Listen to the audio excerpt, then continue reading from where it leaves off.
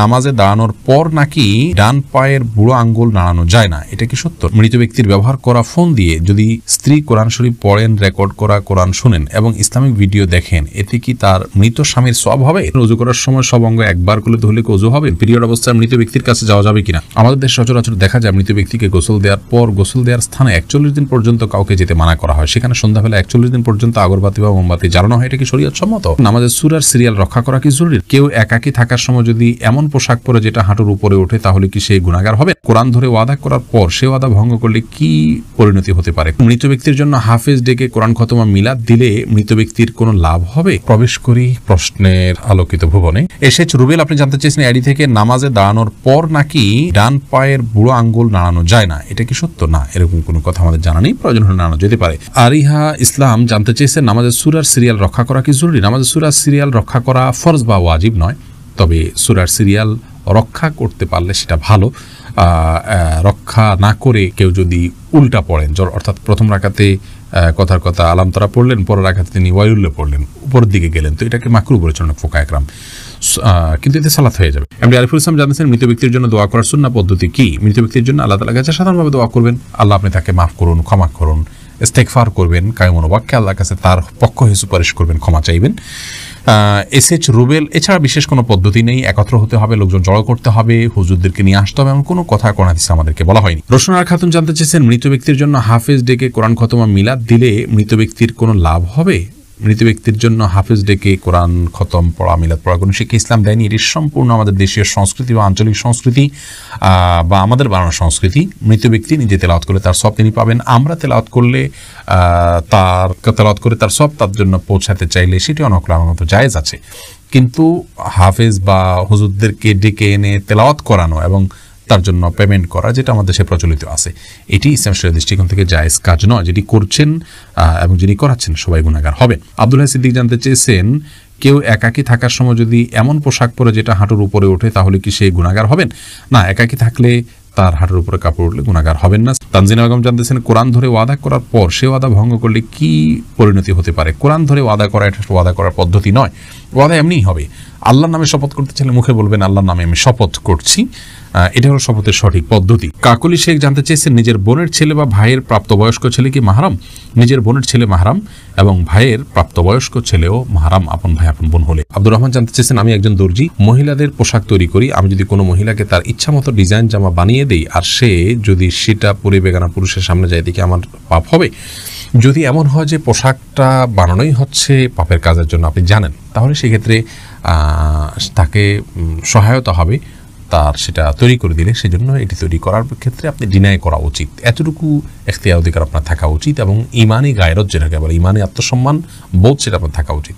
আর যদি এই লেভেলের সমস্যা না হয়, বরং এটা তিনি বাসায় পড়তে পারেন, তার স্বামীর সামনে পড়তে পারেন, বাহিরে পড়তে পারেন, কি করবেন আপনি জানেন না, তাহলে আপনি খুঁচিয়ে তাকে জিজ্ঞেস করার কোনো প্রয়োজন নেই এবং এর কারণে আপনার গুনাহ হবে না। তিনি যদি এটাকে অন্যায় কাজে ব্যবহার করেন, ইনশাআল্লাহ আপনার গুনাহ হবে না। মুজাহিদ হোসেন জানিয়েছেন ওযু করার সময় সব অঙ্গ একবার করলে ধুলে কি ওযু হবে? ওযু হয়ে যাবে, 3 বার করে ধোয়াটা সুন্নাত। কোরআন আলো এর দিকে জানতে চেয়েছেন ঋণ পরিশোধের জন্য কিছু একটা আমল বলুন। ঋণ পরিশোধের জন্য সবচেয়ে বড় আমল হলো আল্লাহ তাআলার কাছে সাধারণভাবে দোয়া করবেন, চাইবেন, প্রার্থনা করবেন এবং আপনি সর্বোচ্চ চেষ্টা চালাবেন ঋণ পরিশোধের জন্য। আমাদের অনেক ভাইরা আছেন নিজের জমি আছে, স্থাবর অস্থাবর অনেক মূল্যবান সম্পদ আছে, সেগুলো দিয়ে ঋণ পরিশোধ করতে চান না। তিনি চান যে ঋণ পরিশোধের জন্য তার সাধারণ উপার্জন থেকে অনেক টাকা হয়ে যাক, অলৌকিকভাবে চলে আসুক, আপনি সেটা দিয়ে ঋণ পরিশোধ করে দিবেন। এটা সম্পূর্ণ ভুল একটা পদ্ধতি।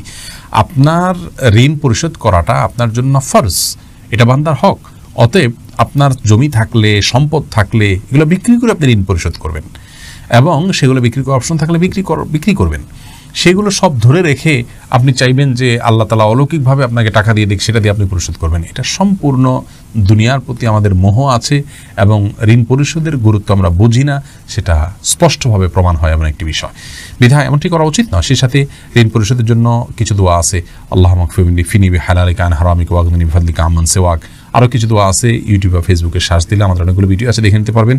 সেগুলো আপনি আল্লাহর কাছে সাধারণভাবে পাঠ করবেন, ইনশাআল্লাহ সেই দোয়াগুলো পেশ করবেন।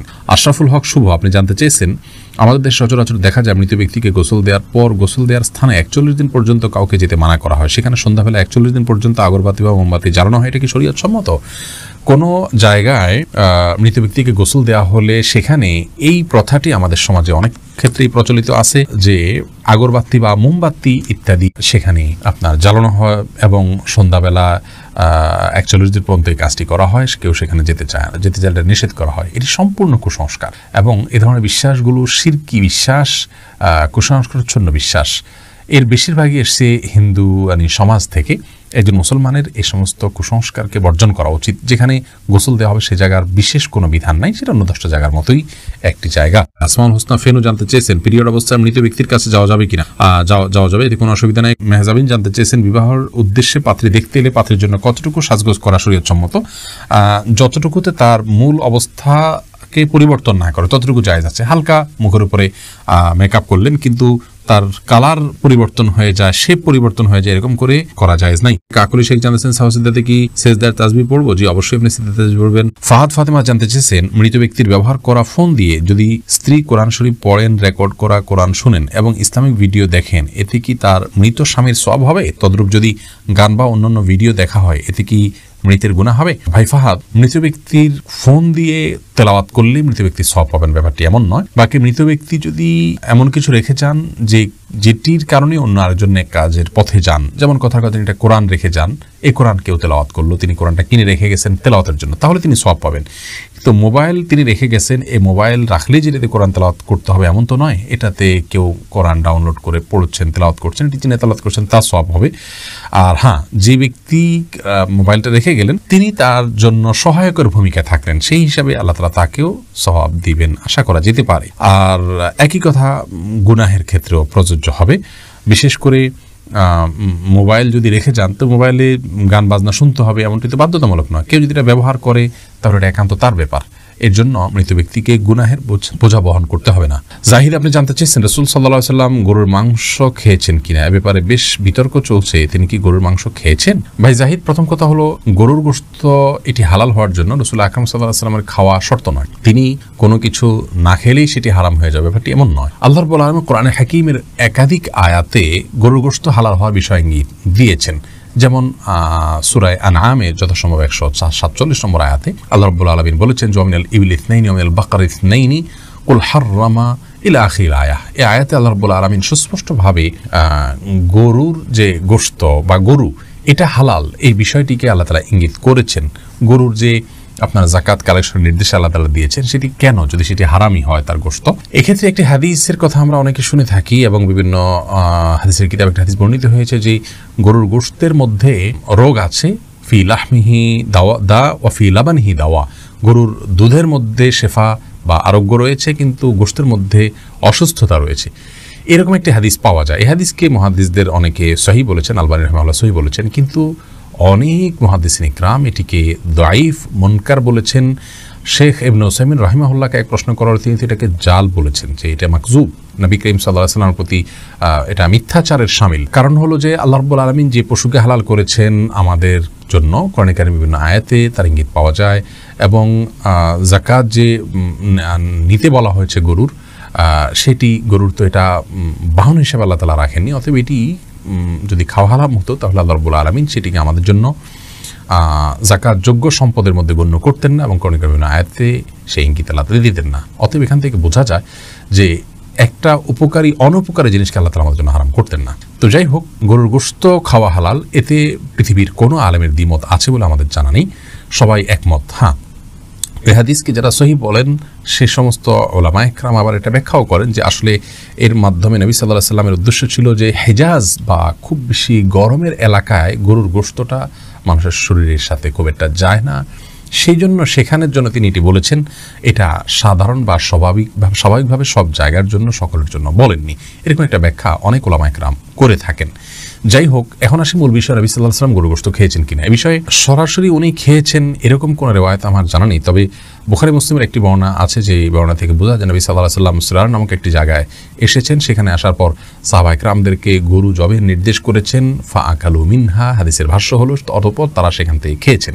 তারা সেখান থেকে খেয়েছেন, এখান থেকে সাহাবা ইকরাম যে খেয়েছেন এটি স্পষ্ট, নবী সাল্লাল্লাহু আলাইহি ওয়াসাল্লাম তাদের সাথে ছিলেন, অতএব তিনিও খেয়েছেন, সেটাই স্বাভাবিকভাবে এখান থেকে বুঝে আসে। কিন্তু এর মানে এই নয় যে গরুর গোশত খাওয়ার বিশেষ ফজিলত আছে এবং যে না খেলে গুনাহ হবে, এরকম বিষয় না। নবী সাল্লাল্লাহু আলাইহি সাল্লাম এবং সাহাবা একরাম গরু জবে করেছেন। বিশেষ নবী সাল্লাল্লাহু আলাইহি সাল্লাম গরু জবে করেছেন আপনার হজে কিংবা কোরবানিতে, এরকম বিভিন্ন বর্ণনা পাওয়া যায়।